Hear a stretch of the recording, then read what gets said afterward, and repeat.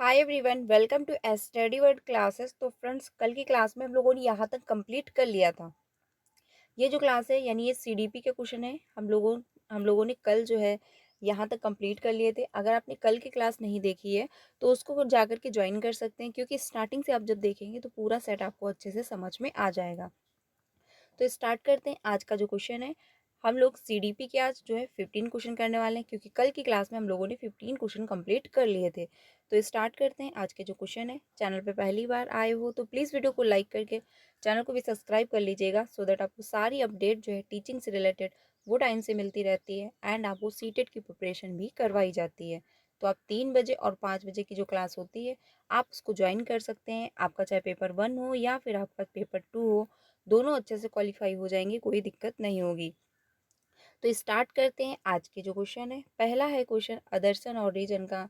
इसमें बात कही गई है कि यानी कि जो पहला और अदर्शन और रीजन का क्वेश्चन है, क्वेश्चन नंबर 16, क्योंकि कल की क्लास में हम लोगों ने 15 क्वेश्चन कंप्लीट कर लिए थे। तो इसमें बात कही जा रही है, एक समावेशी कक्षा में किसी भी बच्चे के लिए पाठ्यचर्या में समावेशन नहीं किया जाना चाहिए।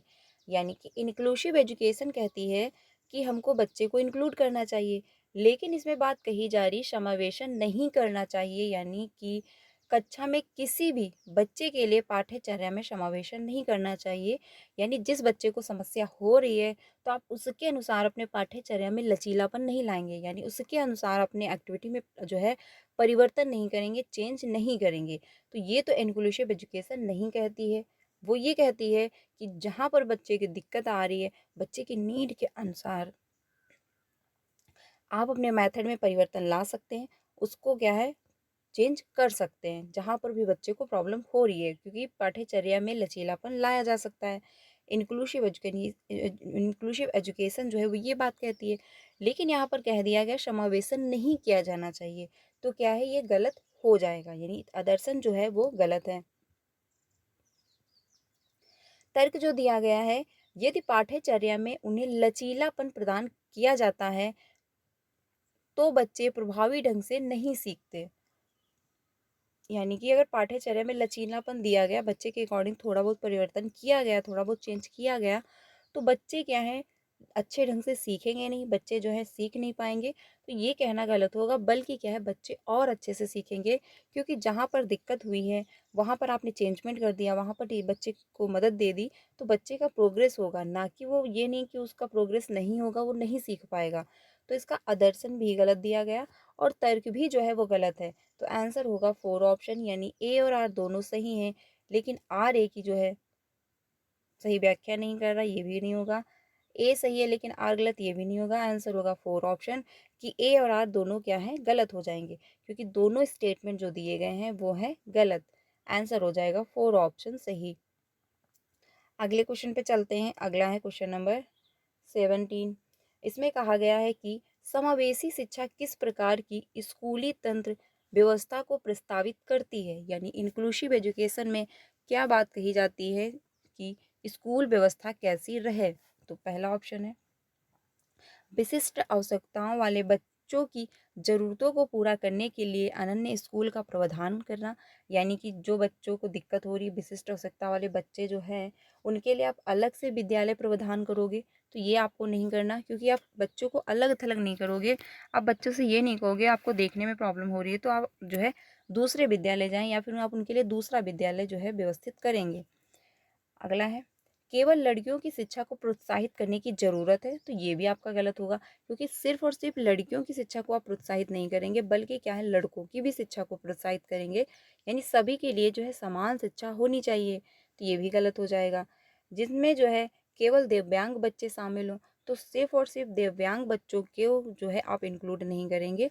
सभी बच्चे को, चाहे जिसको चलने में दिक्कत है, जिसको देखने में प्रॉब्लम है, जो अच्छा बच्चा है, गिफ्टेड बच्चा है, आप उसको भी इंक्लूड कर रहे हो। नहीं, हर प्रकार का बच्चा जो है उसको आप इंक्लूड कर रहे हो। ये भी आपका गलत हो जाएगा।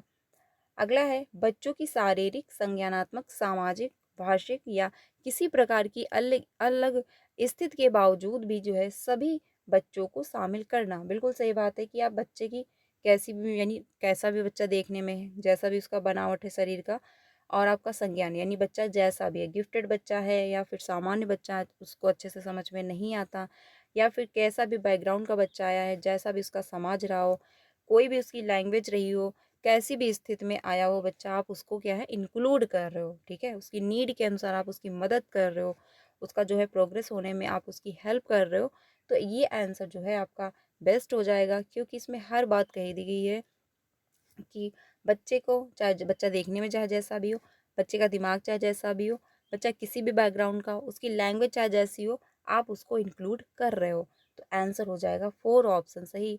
बाकी ऑप्शन क्या है गलत होंगे, क्योंकि समावेशी शिक्षा यही कहती है कि हमको हर बच्चे को इंक्लूड करना है, ठीक है, ध्यान रखिएगा। आंसर हो जाएगा 4 ऑप्शन सही। अगले क्वेश्चन पे चलते हैं। अगला है क्वेश्चन नंबर 18। क्वेश्चन नंबर जो 18 है, इसमें बात कही जा रही है कि एक छात्र को लंबे समय तक अपना ध्यान बनाए रखने में कठिनाई होती है और वह बेचैन हो जाता है और स्थित नहीं, मतलब और वो क्या है एक जगह स्थित नहीं बैठ पाता। ये विशेषताएं किस प्रकार की विकलांगता की ओर संकेत करती हैं? यानी कि एक बच्चा है, उसको क्या एक जगह पर ध्यान केंद्रित करने में कठिनाई हो रही है, यानी कि वो एक जगह पर जो है ध्यान केंद्रित नहीं कर पाता लंबे टाइम तक, ठीक है, उसको क्या बेचैनी होने लगती है। तो जो ये दिक्कत आ रही है, यानी जो विकलांगता है ये बच्चे में, वो किस और संकेत कर रही है कि बच्चे में क्या प्रॉब्लम है जिससे कि वो एक जगह पर ध्यान केंद्रित नहीं कर पा रहा है। तो पहला ऑप्शन है शालीनता है, या फिर ध्यान न्यूनता अति क्रियाशीलता विकार है, या फिर पठन वैफल्य है, या फिर गतिक विकलांगता है, यानी कि लोकोमोटर डिसेबिलिटी है। तो क्वेश्चन नंबर जो 18 है, इसमें 2 ऑप्शन सही होगा, क्योंकि ध्यान न्यूनता अति क्रियाशीलता विकार है, क्योंकि बच्चा जो है वो ध्यान नहीं केंद्रित कर पा रहा है एक जगह पर, उसको क्या है एक जगह पर ध्यान केंद्रित करने में प्रॉब्लम हो रही है, ठीक है, तो आंसर हो जाएगा 4 ऑप्शन सही, क्योंकि उसका जो दिमाग है वो एक जगह पर वो केंद्रित नहीं कर पाता है काफ़ी लंबे टाइम तक। तो ऐसे बच्चों को क्या है छोटे छोटे टुकड़ों में आप डिवाइड करके इनकी लर्निंग करवाते हैं, जिससे कि बच्चे जो हैं चीज़ों को समझ पाएँ। ऐसे बच्चों के लिए आप काफ़ी लंबी क्लासेस नहीं प्लान करते हैं, लेक्चर वाली क्लासेस जो होती हैं वो उस पर बच्चा बोर महसूस करने लगता है, ध्यान केंद्रित नहीं कर पाता, बेचैन होने लगता है, क्योंकि ये क्या है काफ़ी लंबे टाइम तक ध्यान एक जगह पर केंद्रित नहीं कर पाते हैं। आंसर हो जाएगा 2 ऑप्शन सही। पठन वैफल्य जो होता है पढ़ने संबंधी विकार, यानी कि डिसलेक्सिया, जिस बच्चे को पढ़ने में प्रॉब्लम हो, जैसे कि 9 को वो 6 पढ़ता हो, बी को डी पढ़ता हो, तो उसको पढ़ने में दिक्कत होगी, वो वहाँ पे क्या होगा पठन वैफल्य हो जाएगा, ठीक है। जिसको चलने में प्रॉब्लम है, ठीक है, उसमें क्या होगा गतिक विकलांगता होगी, तो ये भी ध्यान रखना। शालीनता जो होती है कि बच्चा जो होता है अपने आसपास जो जरा सा भी चेंजमेंट हुआ तो क्या है वो अब बेचैन होने लगता है, वो लोगों से कम मिलना जुलना पसंद करता है, वो अपने इन्वायरमेंट में अपने आसपास जो है चेंजमेंट जो है जल्दी से बर्दाश्त नहीं कर पाता, यानी कि उसमें जो है ज़्यादा लोगों से कनेक्ट होने की भी इंटरेस्ट नहीं रहता है, वो चुपचाप अपने में जो है मगन रहता है, ठीक है। तो शालीनता जो है ऐसे बच्चे में होती है जो ज़्यादातर लोगों से कनेक्ट नहीं होता है। अगर उसके मतलब मान के चले अगर वो रूम में भी उसके थोड़ा बहुत अगर आपने चेंजमेंट कर दिया है तो भी वो बेचैन होगा, उसको जो है दिक्कत आएगी। आंसर इसमें होगा 2 ऑप्शन सही। अगले क्वेश्चन पे चलते हैं। अगला है क्वेश्चन नंबर 19। इसमें बात कही जा रही प्रतिभाशाली बच्चों यानी कि गिफ्टेड बच्चे के बारे में बात कही जा रही है, तो इसमें कौन सा स्टेटमेंट सही होगा? तो पहला है गिफ्टेड बच्चों के लिए जो है को किसी भी शैक्षणिक संशोधन से लाभ नहीं मिलता है, यानी कि जो गिफ्टेड बच्चे होते हैं उनको जो है शैक्षणिक संशोधन से लाभ नहीं मिलता है, तो ये कहना गलत होगा, क्योंकि क्या है उनको शैक्षणिक संशोधन से लाभ मिलता है, अच्छे से वो पढ़ाई कर लेते हैं, अच्छे से अपनी लर्निंग कर पाते हैं, बल्कि हर चीज़ बहुत अच्छे से वो समझ भी जाते हैं। अगला है को उनकी रुचि के अनुसार जटिल कार्यों को करने के लिए प्रोत्साहित नहीं किया जाना चाहिए। अगला है को अपने साथियों की तुलना में हमेशा उच्च भावनात्मक परिपक्वता द्वारा पहचानना जाना चाहिए, या फिर कि सीखने की विशिष्ट ज़रूरतें होती हैं जिनके अक्सर कक्षाओं में नज़रअंदाज कर दिया जाता है। तो बात कही जा रही जो सेकंड ऑप्शन है कि जटिल कार्यों को करने के लिए प्रोत्साहित नहीं करना चाहिए, तो ये कहना गलत होगा, क्योंकि गिफ्टेड बच्चे जो होते हैं वो चैलेंजिंग काम ही करते हैं, यानी जिसमें चैलेंज होगा, जो थोड़ा-सा जटिल होंगे, जो थोड़ा-सा कठिन होंगे, बच्चा वो काम करने की कोशिश करता है। कुछ नया तरीके से करने की कोशिश करता है कि कुछ नया तरीके से हम प्रेज़ेंट करें, तो ये भी कहना गलत हो जाएगा। अगला है, साथियों की तुलना में हमेशा उच्च भावनात्मक परिपक्वता द्वारा पहचाना जाना चाहिए, तो ये भी कहना गलत होगा कि उच्च जो है भावनात्मक परिपक्वता द्वारा आप पहचान पाएँगे कि ये बच्चा गिफ्टेड है। अगला है, तो आंसर इसमें आपका 4 ही ऑप्शन सही होगा, क्योंकि प्रतिभाशाली बच्चों की सीखने की विशिष्ट ज़रूरतें होती हैं, यानी क्योंकि प्रतिभाशाली बच्चे होते हैं वो कुछ नया सीखने की कोशिश करते हैं, कुछ नया क्रिएट करने की कोशिश करते हैं। उनके दिमाग में ये चलता है कि कुछ हमको नए तरीके से प्रेज़ेंट करना है। अगर टीचर ने कुछ भी बताया या कुछ भी एक्सप्लेन किया, गिफ्टेड बच्चा तुरंत बातों को समझ जाता है और चीज़ों को कनेक्ट कर लेता है। तो उनकी विशिष्ट ज़रूरतें होती हैं, जिन्हें अक्सर कक्षाओं में नज़रअंदाज कर दिया जाता है। तो बिल्कुल सही बात है, क्योंकि कुछ बच्चे क्लासरूम में गिफ्टेड होते हैं 2 से 3। अब उनको क्या होता है कि बाकी बच्चों को ध्यान देने के चक्कर में उनकी जो ज़रूरतें हैं, उन पर जो है शिक्षक ध्यान नहीं दे पाता, क्योंकि उसको ये लगता है कि ये तो बच्चा गिफ्टेड है, ये तो बच्चा आराम से समझ जाएगा चीज़ों को। लेकिन बच्चा समझ जाएगा, लेकिन थोड़ी बहुत कन्फ्यूजन जो है नॉर्मल सी बात है, हो सकती है। तो थोड़ी बहुत जो कन्फ्यूजन हो रही है, जो उसकी विशिष्ट ज़रूरतें हैं, आप उन पर ध्यान दें, जिससे कि है और बच्चा आगे ग्रो कर पाए। तो आंसर होगा 4 ऑप्शन सही, बाकी ऑप्शन क्या हैं गलत हो जाएँगे। 4 ऑप्शन आपका सही हो जाएगा, ठीक है? लाभ नहीं मिलेगा, ये भी नहीं होगा, प्रोत्साहित नहीं करना, ये भी नहीं होगा, उच्च भावनात्मक परिपक्वता द्वारा, ये भी नहीं होगा। आंसर हो जाएगा 4 ऑप्शन सही। अगले क्वेश्चन पे चलते हैं, अगला क्वेश्चन नंबर जो है 20, शारीरिक गति विकलांगता से जूझते विद्यार्थियों के लिए निम्न में से कौन सा गतिशीलता सहायक तकनीकी का उदाहरण है?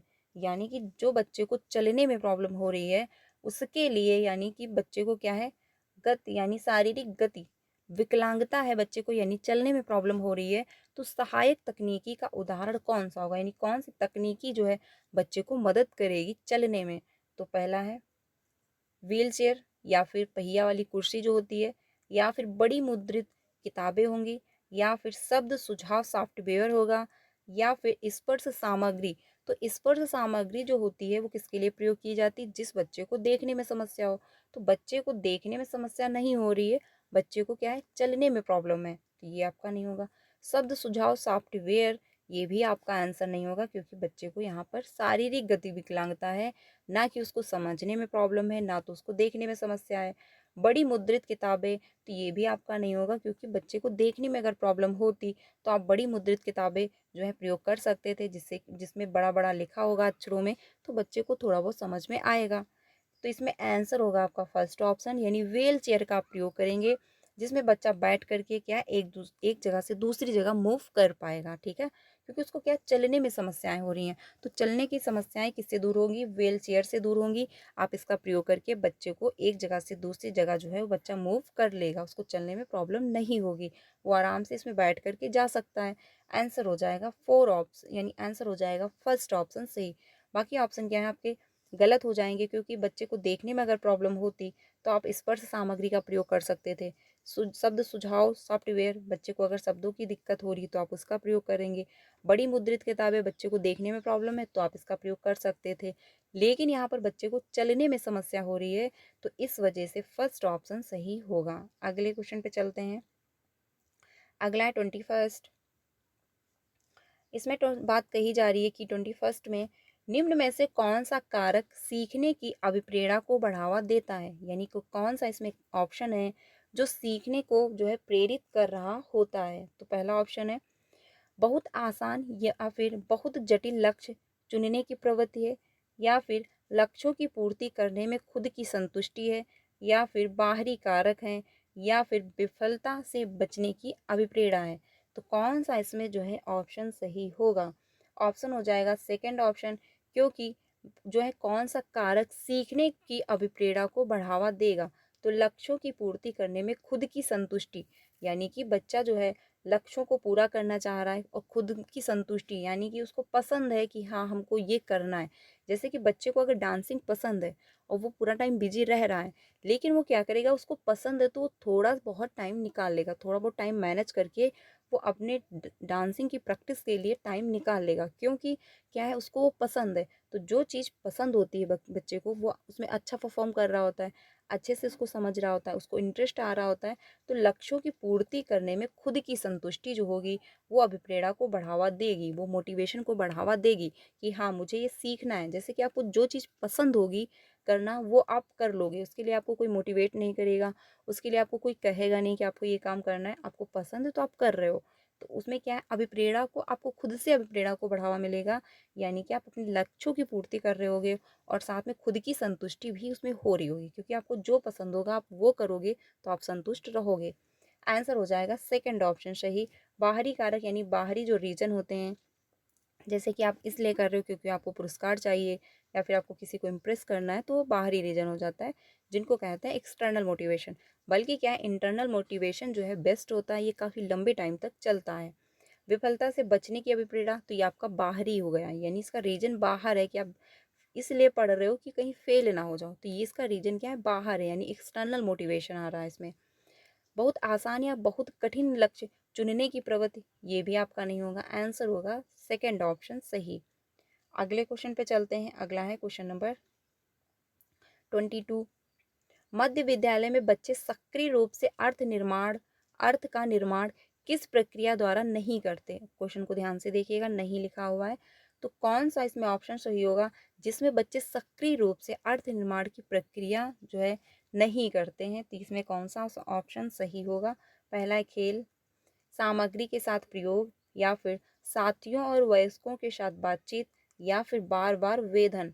तो कौन सा इसमें ऑप्शन सही होगा। 22 का 4 ऑप्शन सही होगा कि बार बार क्या कर रहे हो, वेधन, यानी बार बार आप प्रैक्टिस करवाए जा रहे हो, बार बार याद करवा रहे हो, बार बार बच्चे को रोट मेमोराइजेशन करवा रहे हो, अभ्यास करवा रहे हो, तो ये आपको नहीं करना है। इससे क्या होगा, बच्चा अर्थपूर्ण नहीं सीख पाएगा, मीनिंगफुल लर्निंग उसकी नहीं हो पाएगी, क्योंकि बच्चा क्या रटने पे फोकस करेगा, वो याद करेगा, रटेगा, अभ्यास करेगा। तो ये ऑप्शन आपका होगा कि बार बार आप उसको अभ्यास नहीं करवाओगे, यही आपका सही होगा, क्योंकि निगेटिव का निगेटिव आंसर हो जाएगा। ठीक है, बाकी ऑप्शन जो है वो पॉजिटिव है, यानी खेल के माध्यम से बच्चा आराम से सीखेगा, क्योंकि वो उसमें इन्वॉल्व होगा, एक्टिव होगा, अपने फ्रेंडों के साथ खेल रहा होगा, तो उसमें बच्चा इन्वॉल्व होकर के वो सीखेगा। सामग्री के साथ प्रयोग, तो इसमें भी बच्चा प्रयोग करके सीख रहा होगा, ये भी आपका मीनिंगफुल लर्निंग होगी। साथियों और वयस्कों के साथ बातचीत करके, ये भी आपका सही होगा, पॉजिटिव है, क्योंकि इसमें बच्चा एक्टिव होगा, अपने साथियों से बात कर रहा होगा तो भी एक्टिव होगा, और अपने जो है वयस्क लोगों से अगर बात कर रहा है तो भी वो एक्टिव होकर के चीज़ों को समझ रहा होगा, तो ये भी जो है मीनिंगफुल लर्निंग हो रही है। लेकिन जो 4 ऑप्शन है इसमें मीनिंगफुल लर्निंग नहीं हो रही, क्योंकि इसमें क्या है, रटने पर फोकस किया जा रहा है। इस पे बार बार जो है आप अभ्यास करोगे तो रटोगे, रोट मेमोराइजेशन जो होती है, इसमें जो लर्निंग होती है वो मीनिंगफुल नहीं हो पाती, क्योंकि बच्चा उसमें रट रहा होता है चीज़ों को। आंसर हो जाएगा 4 ऑप्शन, क्योंकि वो रटने पे फोकस करता है, ये नहीं कि हम चीज़ों को समझे, कनेक्ट करें, इस पे फोकस नहीं करता बच्चा, सिर्फ वो रटने पर फोकस कर रहा होता है। तो आंसर 4 ऑप्शन सही हो जाएगा। अगले क्वेश्चन पे चलते हैं। अगला है क्वेश्चन नंबर 23। 23 जो है, शिक्षा की समसामयिक नीतियां जैसे कि राष्ट्रीय शिक्षा नीति 2020 इस बात पर जोर देती है कि स्कूलों में शिक्षा डैश डैश द्वारा होनी चाहिए, यानी 2020 जो है राष्ट्रीय शिक्षा नीति 2020 वो किस बात पर जोर देती है कि स्कूलों में शिक्षा जैसे मतलब डैश डैश के द्वारा होनी चाहिए, यानी स्कूल में जो टीचिंग होती है वो कैसे होनी चाहिए। तो पहला है अनुकूलन, निष्क्रिय अनुकरण होना चाहिए, या फिर प्रत्यक्ष निर्देश होने चाहिए, या फिर खोज और अन्वेषण होना चाहिए। तो क्वेश्चन नंबर जो 23 है, इसमें आपका 4 ऑप्शन सही होगा कि खोज और अन्वेषण, क्योंकि खोज होगी तो बच्चा एक्टिव होगा, बच्चा एक्टिव होगा तो उसकी लर्निंग बेहतर हो रही होगी, वो एक्टिविटी कर रहा होगा, कुछ नया क्रिएट कर रहा होगा, कुछ नए तरीके से प्रेजेंट कर रहा होगा, कुछ नया बनाने की कोशिश कर रहा होगा, तो इसमें लर्निंग जो है बेहतर होती है, क्योंकि इसमें ग्रुप में भी बच्चा सीख रहा होता है, और कुछ बच्चा एक्टिव होता है, कुछ बच्चे जो होते हैं एक दूसरे की मदद कर रहे होते हैं, बच्चा कुछ नया क्रिएट कर रहा होता है, तो इसमें बच्चा जो है एक्टिव होता है। तो आंसर होगा 4 ऑप्शन सही। अनुकूलन जो है ये नहीं होगा, निष्क्रिय अनुसरण तो बिल्कुल भी नहीं होगा, क्योंकि निष्क्रिय अनुसरण जो है राष्ट्रीय शिक्षा नीति इस पर फोकस नहीं करती है। प्रत्यक्ष निर्देश, ये भी आपका नहीं होगा। सबसे बेस्ट ऑप्शन जो है 4 ऑप्शन है, क्योंकि इसमें हर बच्चा एक्टिव होगा, हर बच्चा इन्वॉल्व होगा, बच्चे को इंटरेस्ट भी आ रहा होगा। आंसर हो जाएगा 4 ऑप्शन सही, क्योंकि राष्ट्रीय शिक्षा नीति जो 2020 है वो इस पर जोर देती है कि बच्चे की जो लर्निंग है, स्कूल में जो शिक्षा है, वो खोज और अन्वेषण के द्वारा होनी चाहिए, इसमें बच्चा इन्वॉल्व होगा, एक्टिव होगा, टीचर भी मदद कर रहा होगा और बच्चे भी जो है आपस में एक दूसरे का सहयोग करके सीख रहे होंगे और कुछ नया क्रिएट करने की कोशिश कर रहे होंगे। आंसर हो जाएगा 4 ऑप्शन सही। अगले क्वेश्चन पे चलते हैं। अगला है क्वेश्चन नंबर 20। अगला क्वेश्चन है 24। निम्नलिखित में से कौन सा कथन एक सामाजिक रचनात्मक कक्षा में होने वाले आकलन के संदर्भ में सही नहीं है? क्वेश्चन को ध्यान से देखिएगा, नहीं लिखा हुआ है। यानी बात ये कही जा रही कि असेसमेंट के लिए जो सामाजिक रचनात्मक क्लासरूम है, उसमें जो असेसमेंट के लिए कौन सा एक ऑप्शन इसमें से सही नहीं है? तो पहला ऑप्शन है आकलन शिक्षण अधिगम प्रक्रिया का एक समग्र हिस्सा होना चाहिए, या फिर आकलन कागज जो है कलम परीक्षणों के माध्यम द्वारा केवल साल के अंत में, यानी जब साल स्टार्ट होता है तो उसके अंत में किया जाना चाहिए, या फिर आकलन एक समय अवधि के दौरान होने वाले बच्चों के अधिगम और प्रगति के बारे में जानने के लिए किया जाना चाहिए, या फिर आकलन विभिन्न प्रकार की युक्तियों का जो है उपयोग करते हुए विविध रूप से होना चाहिए। तो बात कही जा रही है कि कौन सा सही नहीं है, यानी कि आपको निगेटिव आंसर देना है। और बात हो रही है सामाजिक रचनात्मक क्लासरूम, यानी कि बच्चा एक्टिव है। तो कौन सा इसमें ऑप्शन होगा जिसका आप प्रयोग नहीं करेंगे असेसमेंट के दौरान? तो सिंपल सी बात है, पहला ऑप्शन तो आपका सही है, क्योंकि आकलन शिक्षण अधिगम प्रक्रिया का एक समग्र हिस्सा है। क्योंकि असेसमेंट से ही आपको पता चलता है कि बच्चे का ग्रो कितना हुआ है, बच्चे को कहाँ पर दिक्कत आ रही है, कहाँ पर मेरे द्वारा दिक्कत आ रही है जिससे बच्चे चीज़ों को कनेक्ट नहीं कर पा रहे हैं। तो ये समग्र हिस्सा होता है, बिल्कुल सही बात है। लेकिन हमको निगेटिव का निगेटिव आंसर देना है, तो इसमें आंसर आपका होगा 2 ऑप्शन, क्योंकि कलम परीक्षणों के माध्यम द्वारा केवल साल के जो अंत में आप कर रहे हो असेसमेंट, तो ये आपका निगेटिव हो जाएगा। असेसमेंट जो है वो साल के अंत में नहीं होगा। आपको जब भी ज़रूरत लग रही है, आप हफ्ते में 1 बार या फिर महीने में 1 बार आप असेसमेंट कर सकते हैं। यानी जहाँ पर टीचर को लगता है कि हाँ, मुझे असेसमेंट करना चाहिए, इसके द्वारा मुझे पता चलेगा कि बच्चे का ग्रो कहाँ पर रुका हुआ है, क्या दिक्कत आ रही है, तो आप आकलन कर सकते हैं, कोई प्रॉब्लम नहीं है। बट इसमें कहा गया केवल, यानी फोकस कर दिया गया कि सिर्फ और सिर्फ साल के अंत में ही आकलन होगा, तो ये कहना गलत हो जाएगा। क्योंकि असेसमेंट अगर टीचर को दिक्कत है, टीचर को ज़रूरत है, तो वो कर सकता है असेसमेंट, कोई प्रॉब्लम नहीं है। जब भी उसको ज़रूरत है वो असेसमेंट के दौरान बच्चे की लर्निंग को पता लगा सकता है कि कितनी लर्निंग उसकी हो पा रही है, कहाँ पर प्रॉब्लम हो रही है। तो आंसर हो जाएगा 2 ऑप्शन सही, क्योंकि नेगेटिव का नेगेटिव आंसर होगा। ठीक है, तो इसमें 2 ऑप्शन सही होगा। बाकी ऑप्शन आपके पॉजिटिव हैं, यानी कि अगर नेगेटिव क्वेश्चन ना होता तो बाकी ऑप्शन जो थे वो भी सही थे। बात कही जा रही है थर्ड में कि अवधि के दौरान होने वाले बच्चों की अधिगम और प्रगति के बारे में जानने के लिए किया जाना चाहिए। तो ये भी बात सही है कि लर्निंग के दौरान बच्चे की कितनी प्रगति हुई है, बच्चा कितना ग्रो कर पाया है, कहाँ पर दिक्कत आ रही, कहाँ पर हम उसका ग्रो कर सकते हैं, कैसे इम्प्रूवमेंट ला सकते हैं, तो ये सारा जो है असेसमेंट के द्वारा पता चल रहा होता है। तो ये भी ऑप्शन जो है पॉजिटिव है। आकलन विभिन्न प्रकार की युक्तियों का उपयोग करते हुए विविध रूप से होना चाहिए, तो ये भी ऑप्शन सही है, क्योंकि असेसमेंट आप एक तरीके से नहीं कर सकते। मान के चलिए क्लासरूम में अगर 30 बच्चे हैं तो 30 बच्चे 30 प्रकार के होंगे, तो सभी के लिए आप एक जैसा रूल फॉलो नहीं कर सकते, सभी के लिए आप एक जैसा असेसमेंट जो है प्रयोग नहीं कर सकते। क्योंकि क्या है, सभी बच्चे अलग हैं, सबकी नीड अलग है, तो आप उनके नीड के अनुसार आप उनका असेसमेंट करेंगे। अगर आपने टेस्ट लिया तो आप सभी बच्चे से ये नहीं कह सकते कि 2 घंटे में आप लिखकर हमको कंप्लीट जो है कंप्लीट करके दें। क्योंकि क्या है, कुछ बच्चे हो सकता है ऐसे भी हों जिनको लिखने में समस्या हो, और कुछ बच्चे ऐसे भी होंगे जिनको सुनने में समस्या होगी, या फिर कुछ बच्चे ऐसे भी होंगे जिनको देखने में प्रॉब्लम होगी, और कुछ बच्चे ऐसे भी होंगे जिनको कोई प्रॉब्लम नहीं होगी, लेकिन क्या है, वो थोड़ा धीरे धीरे लिखते होंगे, या फिर उनको थोड़ी समझ में कम आता होगा तो थोड़ा समझ के धीरे धीरे लिखते होंगे। बच्चे विभिन्न प्रकार के हो सकते हैं। तो जिस बच्चे को सुनने में प्रॉब्लम है, या फिर जिस बच्चे को लिखने में प्रॉब्लम है, आप उससे सुन लोगे, मौखिक रूप से जो आप उसका परीक्षण ले लोगे, आकलन कर लोगे। तो और जिस बच्चे को लिखने में समस्या हो रही है, तो आप उसको थोड़ा एक्स्ट्रा टाइम दे दोगे कि थोड़ा आप आराम से लिख सकते हो। क्योंकि अगर आप कोई भी फॉर्म अप्लाई करते हैं, जैसे आपने सीटेट का ही फॉर्म अप्लाई किया होगा, तो उसमें भी पूछता है कि किसी प्रकार की आपकी डिसेबिलिटी तो नहीं है। अगर ऐसा कुछ है तो आपको एक्स्ट्रा टाइम दिया जाता है। तो एग्ज़ाम में भी अब अप्लाई किया जाने लगा है कि अगर आपको कोई प्रकार, मतलब किसी प्रकार की प्रॉब्लम है, तो आपको एक्स्ट्रा टाइम दिया जाएगा। तो आप स्कूल में, यानी अपने क्लासरूम में भी इसका प्रयोग कर सकते हैं। अगर बच्चे को प्रॉब्लम है लिखने में, तो आप थोड़ा उसको एक्स्ट्रा टाइम देंगे। बच्चा अगर चीज़ों को समझ नहीं पा रहा, तो आप उसको थोड़ा सा एक्स्ट्रा टाइम दे सकते हैं। बच्चे को लिखने में प्रॉब्लम है तो आप सुन सकते हैं, अगर बच्चा बिल्कुल भी लिख नहीं पा रहा है। तो बच्चे के अनुसार आप अपने आकलन में भी परिवर्तन ला सकते हैं। ये नहीं कि आप सभी के लिए एक ही जैसा रूल फॉलो करेंगे। तो अगर एक ही जैसा रूल फॉलो करेंगे तो मान के चलिए कुछ बच्चे ऐसे भी होते हैं जिनको पता होता है बट वो लिख नहीं पाते, तो इस वजह से वो एक्सप्लेन नहीं कर पा रहे होते हैं। तो आप इस आधार पे जो है अपने आकलन कर सकते हैं कि बच्चे को कुछ पता ही नहीं है, बच्चे को पता है बट वो जो है लिख नहीं पा रहा है, तो क्या है, आप उसके अनुसार यानी उसको लिखने में अगर प्रॉब्लम है तो आप सुन लोगे, क्योंकि आपको ये पता करना है कि बच्चे का ग्रो कहाँ पर रुका है, बच्चे का कितना ग्रो हुआ है। तो बच्चे की नीड के अनुसार भी आप आकलन कर सकते हैं, उसमें परिवर्तन ला सकते हैं। ठीक है, तो आंसर इसमें सेकंड ऑप्शन होगा, क्योंकि निगेटिव का निगेटिव आंसर हो जाएगा इस वजह से, क्योंकि इसमें बात कही दी गई क्योंकि केवल लास्ट मतलब केवल साल के अंत में ही, तो केवल साल के अंत में आप असेसमेंट नहीं करेंगे, जब भी ज़रूरत है आप असेसमेंट कर सकते हैं।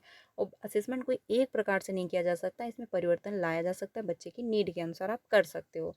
आंसर होगा सेकेंड ऑप्शन सही। अगले क्वेश्चन पे चलते हैं 25 पे। 25 है कि आदर्शन और रीजन का क्वेश्चन दिया गया है। 25 बात कही जा रही है शिक्षिकाओं को बच्चों को कक्षा में अपने अनुभवों को साझा करने के लिए प्रोत्साहित करना चाहिए। बिल्कुल सही बात है कि एक मतलब एज अ टीचर के रूप में आप बच्चे को अपने अनुभव साझा करने के लिए प्रोत्साहित करोगे कि आप अपने बारे में कहें या फिर आप इस टॉपिक के बारे में एक अपनी समझ जो बनी है आपकी, जो आपका अनुभव है, आपने जो समझा है आप उसको साझा करें, आप उसके बारे में एक्सप्लेन करें। तो बिल्कुल सही बात है। अगला है तर्क जो दिया गया, बच्चे स्कूल में अपने साथ सीखने के महत्वपूर्ण अनुभव लेकर आते हैं। तो बिल्कुल सही बात है, जब बच्चा स्कूल आता है तो एक मतलब कुछ ना कुछ वो लेकर आता है, एक अंडरस्टैंडिंग बेटर होती है उसकी, वो चीज़ों को समझ पा रहा होता है, वो चीज़ों को कनेक्ट करना सीख रहा होता है धीरे धीरे, और वो क्या है खुद को एक्सप्लेन भी कर पा रहा होता है। तो आज की डेट में ये नहीं कह सकते बच्चा बिल्कुल डब्बा है और टीचर उसमें भर देगा। ठीक है, क्योंकि बच्चा जब स्कूल आता है तो वो अपने बारे में भी जानता होता है, अपने पेरेंट्स का नाम भी जान रहा होता है, कहाँ से वो आ रहा है ये भी जानता है, और हो सकता है उसको 1 2 भी आते हो, ABCD भी आती हो, छोटा बड़ा भी आ रहा हो। तो बच्चा ये नहीं है कि डब्बा है खाली।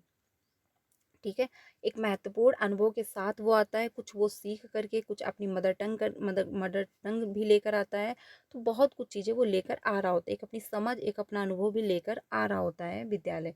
तो ये बात तो सही है, पहला भी ऑप्शन सही है और इसका तर्क भी जो है वो सही दिया गया, क्योंकि बच्चों को आप अपना अनुभव साझा करने के लिए प्रोत्साहित करोगे तो क्लासरूम में खड़ा होकर बच्चा अपना अनुभव देगा, धीरे धीरे करके उसमें कॉन्फिडेंस आएगा, क्योंकि फर्स्ट बार अगर उसने एक्सप्लेन किया तो थोड़ा सा मिस्टेक होगी, सेकेंड बार उससे बेटर होगा, थर्ड बार उससे बेटर होगा, धीरे धीरे करके बच्चा क्या है कॉन्फिडेंस आएगा बच्चे में, वो खुद को एक्सप्लेन करना शुरू कर देगा। तो ये भी आपका ऑप्शन सही है और आपका तर्क भी जो दिया गया वो भी आपका सही है, क्योंकि आज की डेट में आप ये नहीं कह सकते बच्चा खाली डब्बा है। बच्चा स्कूल आता है तो अपनी मदर टंग लेकर आया हुआ होता है, कुछ अपने अनुभव लेकर आया हुआ होता है, कुछ कन्फ्यूजन भी लेकर बच्चा आता है, क्योंकि क्या है छोटे बच्चे होते हैं वो ये समझ रहे हैं जैसे कि हम ट्रेन में बैठे हुए हैं, ट्रेन में जा रहे हैं, हमारे साथ पेड़ भी चल रहे हैं। अब पेड़ चल रहे हैं क्या है कन्फ्यूजन है बच्चे में, क्या है मिस अंडरस्टैंडिंग है, तो आप उसको क्या है क्लियर करोगे। तो बच्चे में जो भी डाउट है आप उसको नज़रअंदाज ना करके उसको क्लियर करोगे, क्योंकि बच्चे में जो है संतुष्टि आएगी, बच्चे की लर्निंग और आगे होगी। अगर आप उसके कन्फ्यूजन दूर नहीं करोगे तो बच्चा उसी में उलझा रहेगा, उसकी लर्निंग बेहतर नहीं हो पाएगी। तो तर्क भी सही है इसका, आदर्शन भी सही है, तो आंसर कौन सा होगा, यानी ए और आर दोनों सही हैं और आर ए की सही व्याख्या कर रहा है, बिल्कुल सही बात है, आंसर फर्स्ट ऑप्शन सही हो जाएगा। व्याख्या नहीं कर रहा ये कहना गलत होगा, ये भी नहीं होगा, ये भी नहीं होगा, आंसर होगा फर्स्ट ऑप्शन, क्योंकि क्या है दोनों ऑप्शन यानी दोनों जो है आदर्शन और रीजन सही है, इस वजह से फर्स्ट ऑप्शन सही हो जाएगा। ठीक है, अगले क्वेश्चन पे चलते हैं 26 पे। अगला है जब विद्यालय किसी कार्य में अपनी असफलता का कारण डैश डैश और डैश कारकों को मानते हैं तब वे बड़ी मेहनत में जो है लगने की संभावना रखते हैं। यानी कि जो विद्यालय के मतलब जब विद्यार्थी किसी कार्य में अपनी असफलता का कारण कौन कौन सा ढूंढ रहे होते हैं, तो जब उनको पता चलता है तो उसमें अपनी यानी कि कड़ी मेहनत में वो लगने की संभावना करते हैं कि मुझे और ग्रो करना चाहिए और मेहनत करनी चाहिए। तो कौन सा इसमें ऑप्शन सही होगा, पहला है आंतरिक और नियंत्रण योग्य, या फिर आंतरिक और अनियंत्रित योग्य, या फिर बाहरी नियंत्रित योग्य, या फिर बाहरी अनियंत्रित योग्य। तो क्वेश्चन नंबर 26 का फर्स्ट ऑप्शन होगा कि जब बच्चे किसी कार्य में अपनी असफलता का कारण आंतरिक और नियंत्रण योग्य कारकों को मानते हैं, तब वे बड़ी मेहनत में लगने की संभावना रखते हैं। आंसर हो जाएगा फर्स्ट ऑप्शन सही। क्योंकि अगर बच्चे को लगा कि हाँ, मेरी वजह से मैं सफल हुआ हूँ, असफल हुआ हूँ, मुझ में अगर इंटरेस्ट होता तो मैं ये कर लेता, तो बच्चा क्या है और मेहनत करेगा और कोशिश करेगा कि मैं और अच्छा परफॉर्म कर सकता हूँ, अगर उसको इंटरेस्ट आ रहा होगा उसमें, उस चीज़ में तो आंसर क्या है, फर्स्ट ऑप्शन सही होगा। बाकी क्या है ऑप्शन आपके गलत हो जाएंगे, फर्स्ट ऑप्शन सही हो जाएगा। अगले क्वेश्चन पे चलते हैं 27 पे। प्रभावी समस्या समाधान को किसके द्वारा बढ़ावा नहीं किया जाता, यानी किसके द्वारा बढ़ावा नहीं किया जा रहा है।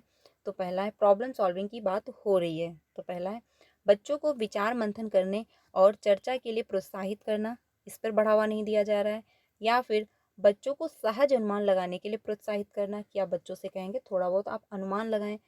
या फिर ज्ञान के पुनरुत्पादन पर ध्यान केंद्रित करना, या फिर कई दृष्टिकोण लाने पर ध्यान केंद्रित करना। तो बात कही जा रही कौन सा नहीं है, यानी कि नेगेटिव क्वेश्चन है और नेगेटिव का नेगेटिव आंसर हो जाएगा।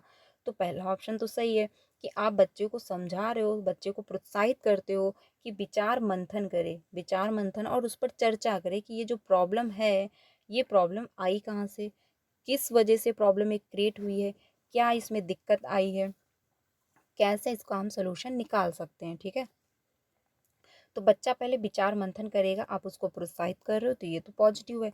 लेकिन हमको नेगेटिव का नेगेटिव आंसर देना है। बच्चों को सहज अनुमान, यानी बच्चों को आप अनुमान लगाने के कहोगे कि आप इस पे अनुमान लगाइए कि हम इसको कैसे हल कर सकते हैं, इससे रिलेटेड हमारे पास्ट में जो प्रॉब्लम आई है वहाँ से हम कुछ अनुभव लेकर के इसको कैसे सॉल्व कर सकते हैं। ठीक है, तो बच्चा क्या है अनुमान लगाएगा, तो सहज अनुमान लगाएगा, तो ये आपका पॉजिटिव है। लेकिन जो थर्ड ऑप्शन है कि ज्ञान के पुनरुत्पादन पर ध्यान केंद्रित करना, कि आप रिपीट कर रहे हो जो प्रॉब्लम आपकी लाइफ में पास्ट में आई, वही आप प्रेजेंट में प्रॉब्लम को वैसे ही सॉल्व करने की कोशिश कर रहे हो, आप उसको पुनरुत्पादन यानी फिर से उस पर उसी को रिपीट कर रहे हो, तो ये आपका कहना गलत होगा। क्योंकि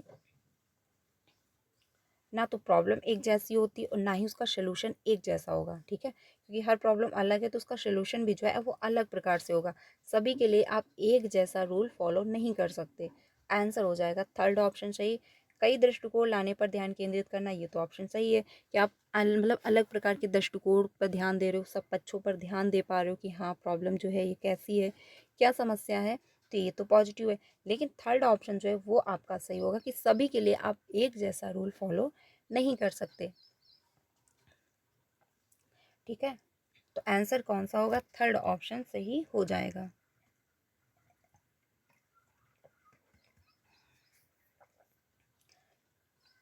अगले क्वेश्चन पे चलते हैं। अगला क्वेश्चन है 28। बच्चों में वैकल्पिक संकल्पनाओं का, यानी जो बच्चे में वैकल्पिक संकल्पनाएं होती हैं उनका आप क्या करेंगे, जो वो बच्चे स्कूल में लेकर आते हैं वैकल्पिक संकल्पनाएं, उसका आप क्या करेंगे, प्रयोग करेंगे या फिर उसको हतोत्साहित करेंगे। तो आप उसको क्या करेंगे, ऑप्शन के अकॉर्डिंग कौन सा आंसर होगा।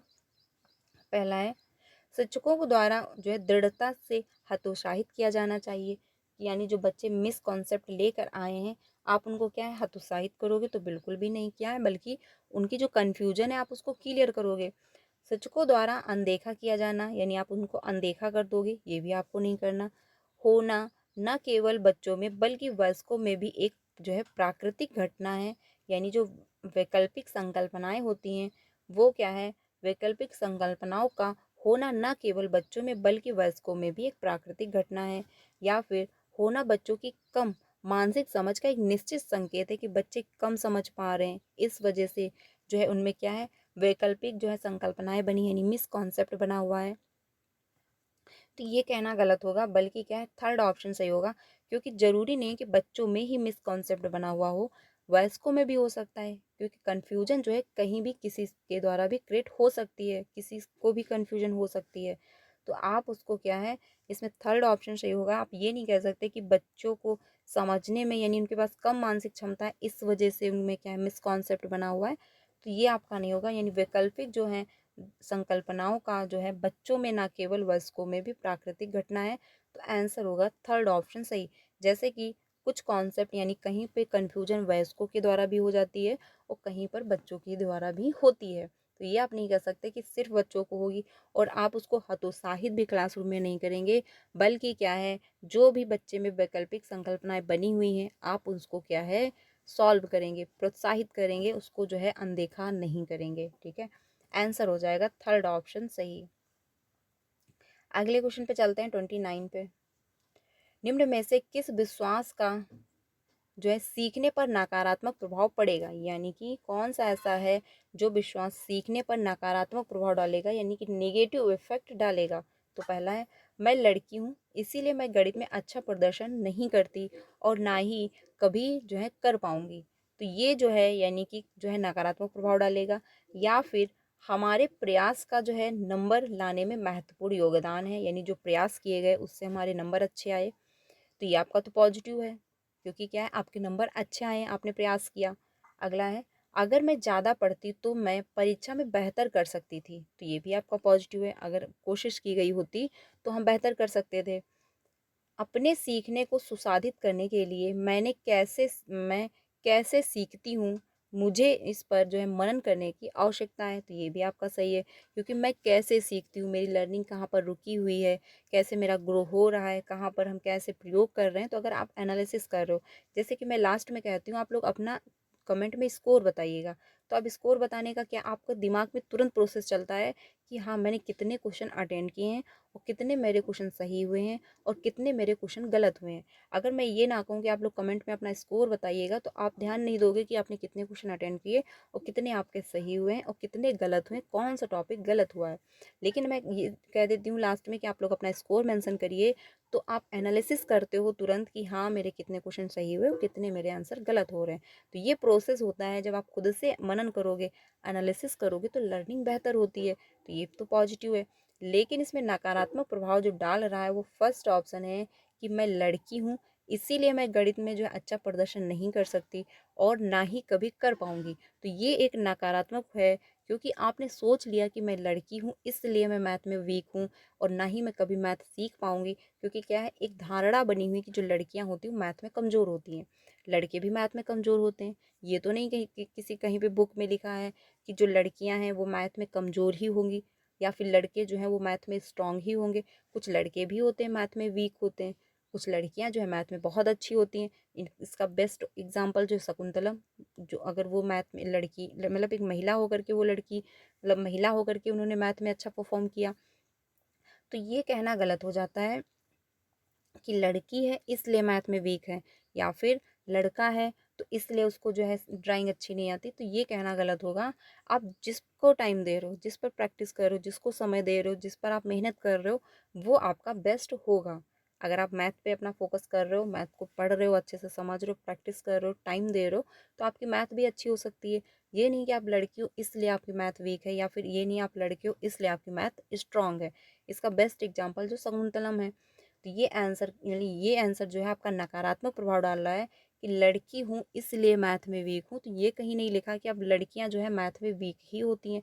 लेकिन हाँ, एक धारणा बनी हुई है समाज में कि लड़कियां जो है वो मैथ में वीक होती हैं, जो ड्राइंग होती है वो लड़कों की मतलब लड़कियों की अच्छी होती है। तो ये एक धारणाएं बनी हुई हैं समाज में, कि जो लोग यानी परंपरागत धारणाएं बनी हुई हैं जो चली आ रही हैं समाज में, कि लड़कियां मैथ में वीक होती हैं। ठीक है, आंसर हो जाएगा फर्स्ट ऑप्शन के सही, क्योंकि इसका नकारात्मक प्रभाव पड़ रहा है। बाकी ऑप्शन आपके सही थे, लेकिन निगेटिव का हमको निगेटिव आंसर ही देना था। अगले क्वेश्चन पे चलते हैं। अगला है, एक सामाजिक रचनावादी कक्षा में बच्चों में समीपस्थ विकास का क्षेत्र किस प्रकार मतलब किस प्रक्रिया द्वारा निर्मित होता है। समीपस्थ विकास की बात कही जा रही है, यानी जेड पीढ़ी की बात हो रही है। तो संवाद है, अरुचि है, या फिर नकारात्मक पुनर्बलन है, या फिर अनुकूलन है।